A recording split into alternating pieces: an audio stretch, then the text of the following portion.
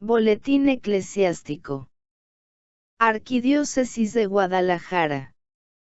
Autor: Nilda Morán Moguel. Testimonio del tránsito a la vida eterna, del Padre Ignacio Larrañaga.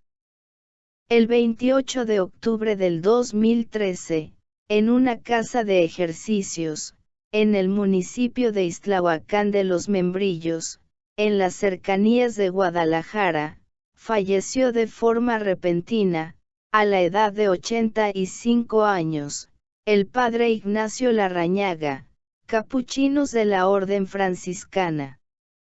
Había nacido en Azpeitia, España, y se ordenó presbítero, para la Orden de los Hermanos Menores Capuchinos, en 1952. Desde 1959, se radicó en Santiago de Chile, donde comenzó el apostolado, de los talleres de oración y vida, aprobados por la Santa Sede, en 1997. De los que se han beneficiado, millones de personas en muchos países del orbe, con el expreso deseo de ir del encanto de Dios, al encanto de la vida. Junio, del 2011. Costó trabajo llegar a la casa, a pesar de haberla visitado tiempo atrás. Nos detuvimos varias veces a preguntar, si íbamos por buen camino. El tráfico a esas horas era intenso, y el calor más. Por fin llegamos. La intención era, que la secretaria zonal, de los talleres de oración y vida, conociera el lugar, para decidir si era adecuado, para vivir las semanas de culminación. Después de platicar, con la encargada de la casa de oración, y de hacer algunas llamadas telefónicas de consulta, enviando fotos de distintos espacios, como se usa en nuestros tiempos. Se hizo el trato. A ese lugar, estarían convocados los guías de la región, para vivir las dichas semanas. En ese momento, casi como una premonición, se dijo, que ahí tendría nuestro fundador, las 2 últimas semanas, dedicadas a este fin, ello en el mes de octubre del 2013, que se podría convocar, a todos aquellos que no hubieran estado, en otras ocasiones, incluso para venir de otros países. La cercanía con el aeropuerto ayudaba. Estábamos seguros, que todo sería fiesta en el corazón, como ocurría, cuando nuestro querido Padre Ignacio, nos visitaba, y nos alentaba. Tenía tiempo, diciéndonos que ya se iba, así que su intención con estas semanas, era que todos los guías, escucháramos de viva voz, no tanto, lo que él quería para los talleres, como lo que significaba ser un guía. Quería que retomáramos el rumbo, y ello estaba, en la línea de volver a los orígenes. Refundación de los talleres de oración, y vida. Su deseo vehemente. Conversión permanente, para el pueblo de los guías. Llegó el día tan esperado. Notablemente más delgado, que la última vez que lo habíamos visto, el Padre Ignacio se instaló, en la casa de oración Nazaret, y se dedicó a conocerla. El gusto se reflejaba en su rostro, parecía un niño buscando tesoros. Hizo el comentario, que ningún lugar de los que había visitado, se le comparaba a ese en belleza. Contrario a sus hábitos de recogimiento, se mostró muy dispuesto, a tomarse algunas fotos, con los pocos guías que estaban en ese momento, en la casa, y siguió su camino lentamente. El auditorio estaba lleno, las charlas en esa ocasión, nos pareció que las llevó a cabo con mayor ímpetu, con más apasionamiento del acostumbrado. Cualquiera que lo escuchara hablar, diría que se trataba de un hombre joven. Solo él y Dios sabían lo que este esfuerzo le significaba. Se mostró enormemente cálido con cada uno de nosotros y, tomando una frase de su amado Francisco de Asís, claramente nos transmitió lo que quería: hermano, comencemos otra vez, porque hasta ahora, poco o nada, hemos hecho. Era el mes de julio del 2013. Volvió a Guadalajara en octubre, proveniente de Brasil. Estas serían, según creíamos, las 2 últimas semanas, dedicadas al objetivo propuesto. Nos enteramos que no era así, todavía estaba programado ir a Cuba, y a Puerto Rico. Se veía aparentemente bien, el ánimo de compartir con los guías, y de entregar ese cariño de padre amoroso, estuvo presente todo el tiempo. Nos costaba trabajo, y desconcierto, observar a aquel hombre de las multitudes, que sin embargo, siempre se mantuvo reservado, de partir con todos, de forma por demás fraterna. Admirables fueron su paciencia, y su entrega, en las extenuantes jornadas de trabajo, que siempre terminaban con su puesta, media hora de fotografías con los hermanos guías, que se alargaba, hasta que alguien de los organizadores decía: basta. Viene a nuestra memoria de manera especial, aquel día que nos habló de que era hora de retirarse, pero que no creyéramos, que para dormirse en sus laureles, sino para trabajar desde casita. Era viernes 25 de octubre.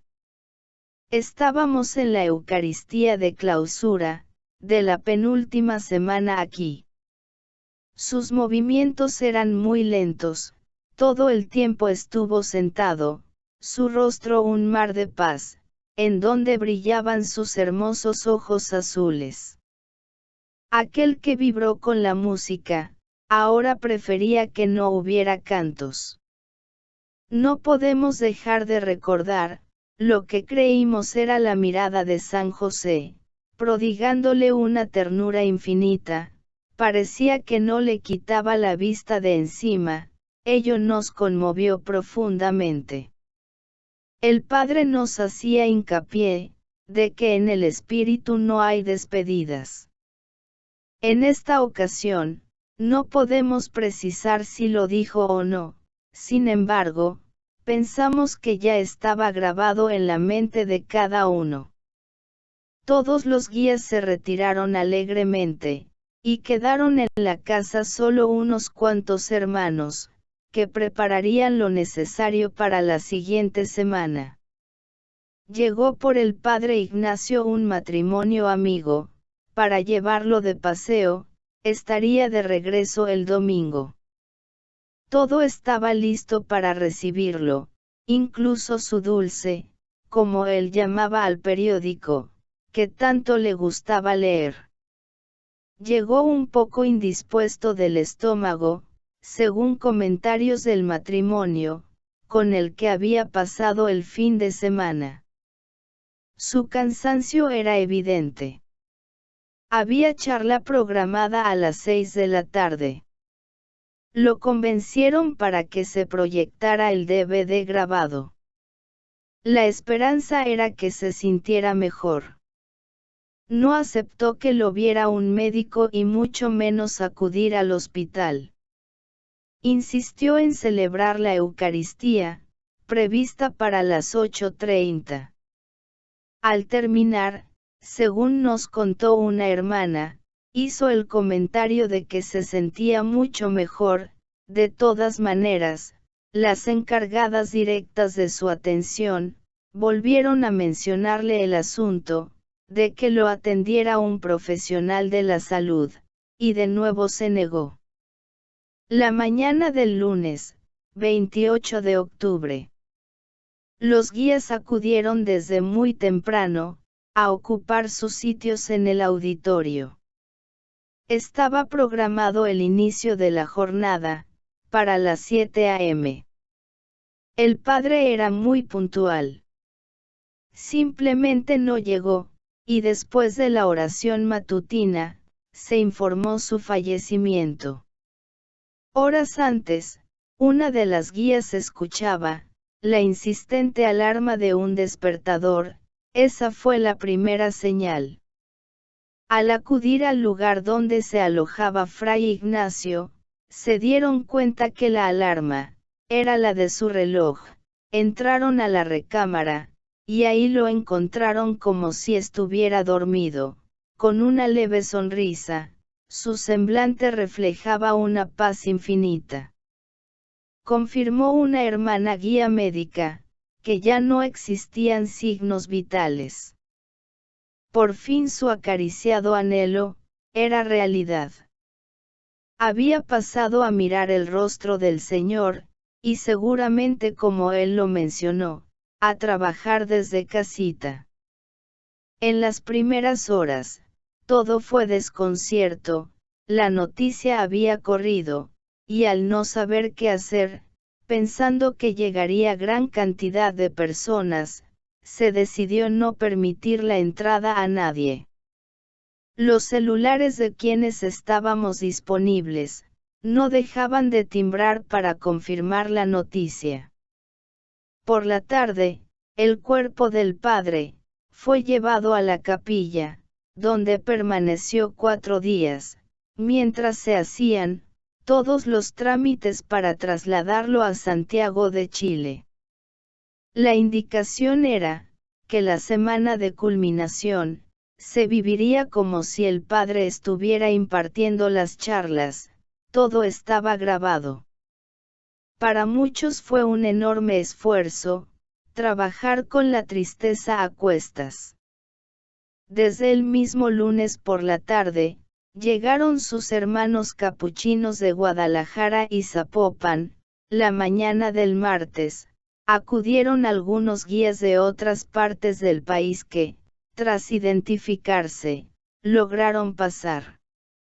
Entre los guías de la Coordinación Nacional, y los asistentes a la semana de culminación, se organizaron guardias, para no dejar su cuerpo solo. A pesar de que pasada la sorpresa, se permitiera el acceso a la Casa Nazaret, fueron pocas las personas que acudieron a su largo velorio, si se nos permite llamarlo así. Cada día se ofició misa.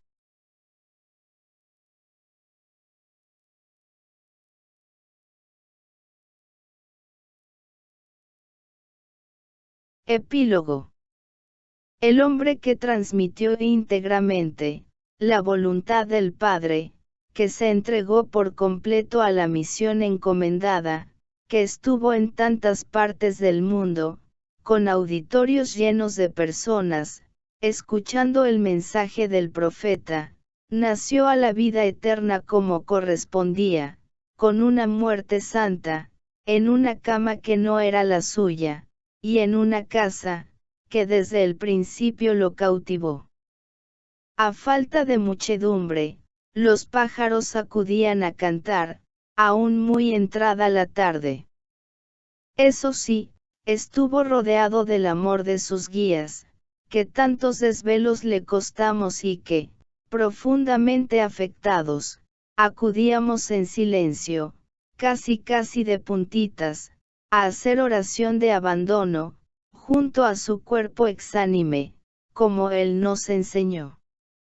El jueves, 31 de octubre, la celebración eucarística estuvo presidida por el señor obispo auxiliar de Guadalajara, don Miguel Romano Gómez.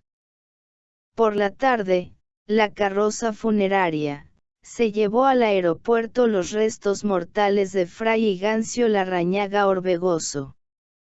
Se nos encogió el corazón, al ver que no hubo cortejo fúnebre, nada de multitudes, se fue solo, podríamos decir, que como correspondía a la vida interior que llevó. Nosotros, sencillamente, nos quedamos mirando su partida. Guadalajara, Jalisco, agosto del 2016.